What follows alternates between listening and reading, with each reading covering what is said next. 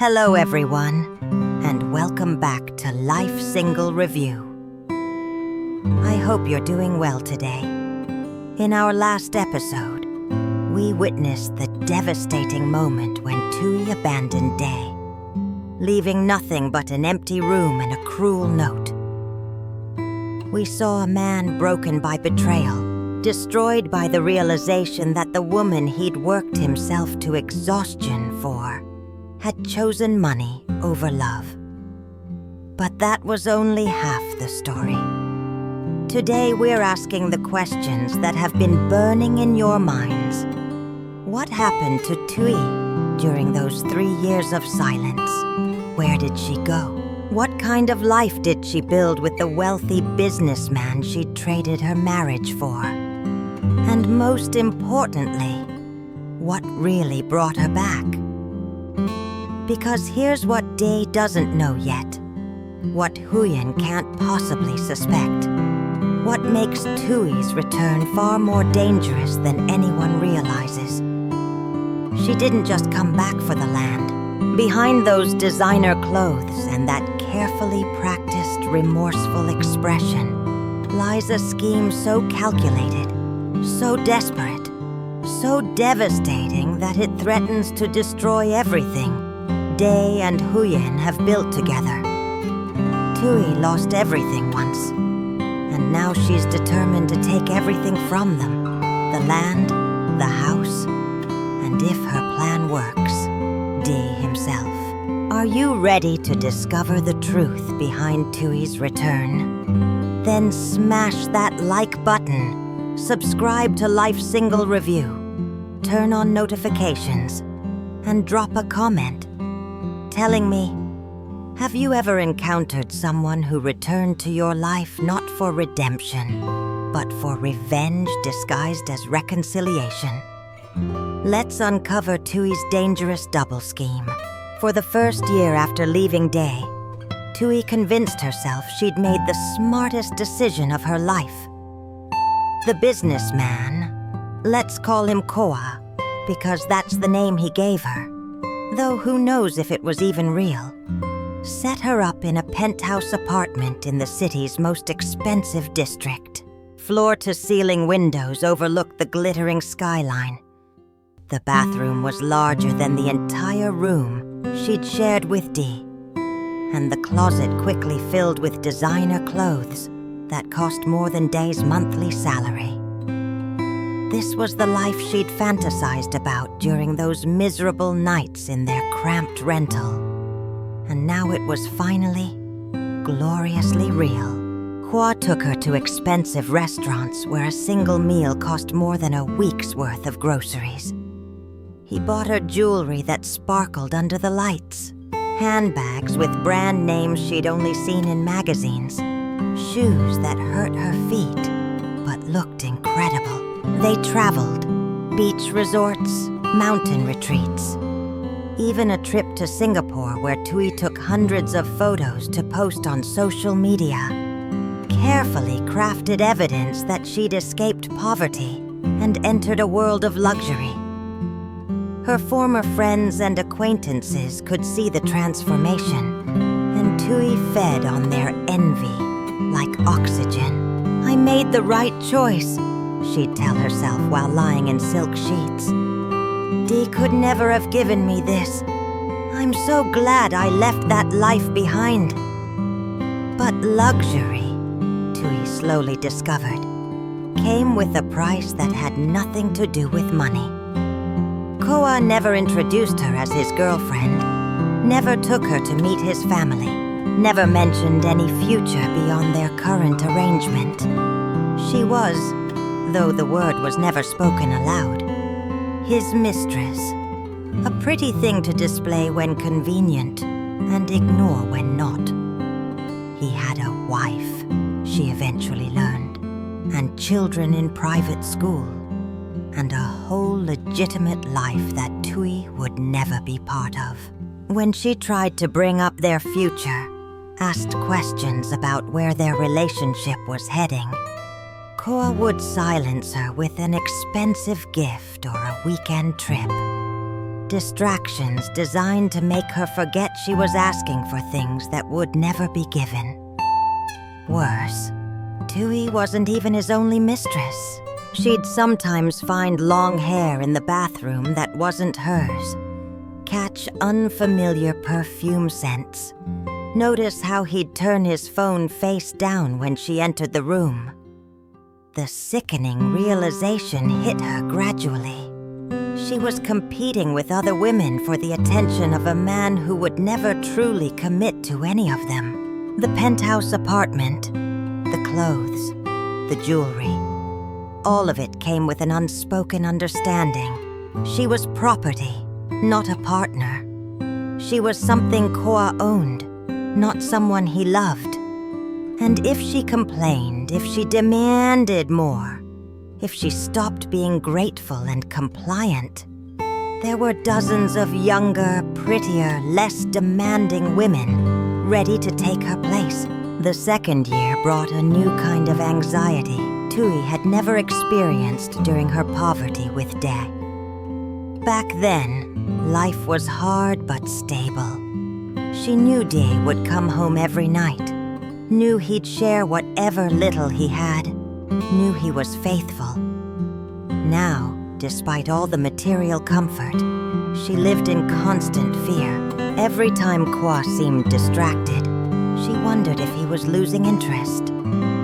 Every time he canceled plans, she imagined him with someone newer, someone better. The luxury apartment felt less like a reward and more like a gilded cage. Beautiful, but ultimately imprisoning. But Thuy told herself it was still better than poverty. Still better than going back to that life of counting coins and eating cheap street food. She'd made her choice, burned her bridges, and there was no going back. Or so she thought. The beginning of the end came during the third year, though Thuy didn't recognize it at first. Kwa started talking about a business opportunity, an investment that was guaranteed to double, maybe triple their money within 6 months. "Our money," he said, though of course it was her money he meant, the cash he'd given her over the years, the allowance she'd been carefully saving, because some survival instinct told her to prepare for disaster. "I have insider information," Koa insisted, showing her glossy brochures and impressive-looking documents. "This development project is going to explode in value. Get in now, and you'll never have to worry about money again. You'll be truly independent." That last phrase was the hook that caught her. Truly independent. Wasn't that what she had wanted all along? Not to be dependent on Koa's whims and generosity, but to have her own wealth, her own security. Thuy looked at the numbers on the documents. If they were real, she could turn her modest savings into serious money. She could stop worrying about being replaced by younger women because she'd have her own fortune. The dream was intoxicating. So she ignored the small voice of caution, the one that asked why Koa needed her money if the opportunity was so good. She signed the documents he put in front of her, handed over everything she'd saved, about 200 million dong, accumulated over 3 years of careful hoarding. She even borrowed from some of Koa's business associates, people who smiled when they handed over money, but whose eyes remained cold and calculating. The first month, everything seemed fine. Koa showed her progress reports, talked about how well the investment was performing, promised the returns would come soon. The second month, he became vague, said there were minor delays but nothing to worry about. The third month, he stopped answering her calls. When Thuy finally tracked him down, showing up at places she knew he frequented, He was with another woman, younger, prettier, laughing at his jokes with the same naive adoration Thuy remembered having 3 years ago. When he saw her, Koa's expression wasn't guilty or apologetic. It was annoyed, like she was a persistent fly he'd thought he'd already swatted away. "The investment fell through," he said flatly, barely looking at her while the young woman on his arm watched with cruel amusement. "These things happen. You took a risk, and it didn't pay off. That's business." When Thuy demanded her money back, demanded to see proof of the investment, demanded anything that would explain how 200 million dong had simply vanished, Koa's expression turned cold. "You signed the documents. You made your choice. And honestly, Thuy, we're done here. I've moved on, and you should too. Don't contact me again." Just like that, with the same casual cruelty she'd once used on Dae, Thuy was dismissed, discarded, thrown away like something that had served its purpose and was no longer needed. The full horror of her situation revealed itself over the following weeks. The investment was fake. The documents were forgeries. The company didn't exist. And the business associates she'd borrowed from were actually loan sharks who now demanded repayment with crushing interest. The penthouse wasn't in her name. Within 2 weeks of Koa cutting her off, the landlord changed the locks and put her belongings on the street. Her designer clothes, her jewelry, all of it had to be sold at fraction of their value just to pay the most urgent debts. Within a month, Thuy went from penthouse luxury to sleeping in a cheap hotel room, rationing instant noodles, screening calls from increasingly threatening creditors. She'd traded a faithful husband for a liar. She'd traded a humble but honest life for 3 years of being someone's temporary plaything. And now she had nothing. No money, no home, no one to turn to for help. Her former friends had been envious when she was living large, but now they disappeared, not wanting to be associated with her failure. The family she'd distanced herself from, ashamed of their poverty, wouldn't take her calls. She was utterly, completely lone, with mounting debts and no prospects. That's when she remembered Dae, and a plan began forming in her desperate mind. Late one night in that miserable hotel room, unable to sleep because of the noise from the street and the anxiety gnawing at her insides, Thuy opened social media on her phone. She'd been avoiding it, unable to face the carefully curated perfect lives of people she once considered beneath her. But tonight, driven by some masochistic impulse, she searched for Dae. And there he was, in photos posted by mutual acquaintances, older, more weathered, but smiling in a way she didn't remember him ever smiling with her. And beside him, a woman, not glamorous or sophisticated, just a simple woman in plain clothes. But the way she looked at Dee, the way his arm wrapped around her waist, the little girl between them grinning at the camera, they looked happy, genuinely, peacefully, contentedly happy. The jealousy that flooded through Thuy was visceral and overwhelming. How dare he be happy? How dare he move on and find peace while she was suffering? She'd left him because he was poor, because she deserved better. And now here he was looking more content than he ever had with her, while she, who'd traded everything for wealth, had nothing. It wasn't fair. It wasn't right.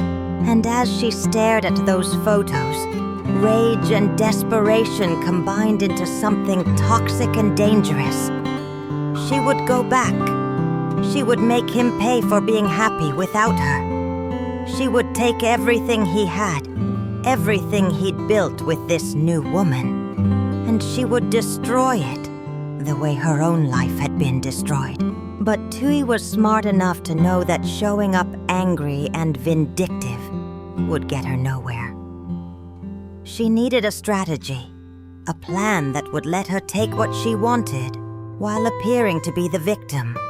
She began researching, making calls, consulting with a lawyer using the last of her money.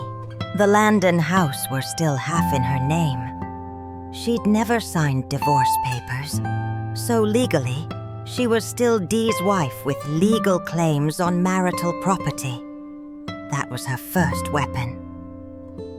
But as she thought more about it, a second, more ambitious goal emerged. Why just take the land? Why not take Dee too? Think about it logically, she told herself. Day was still poor, still struggling, probably no better off financially than when she'd left.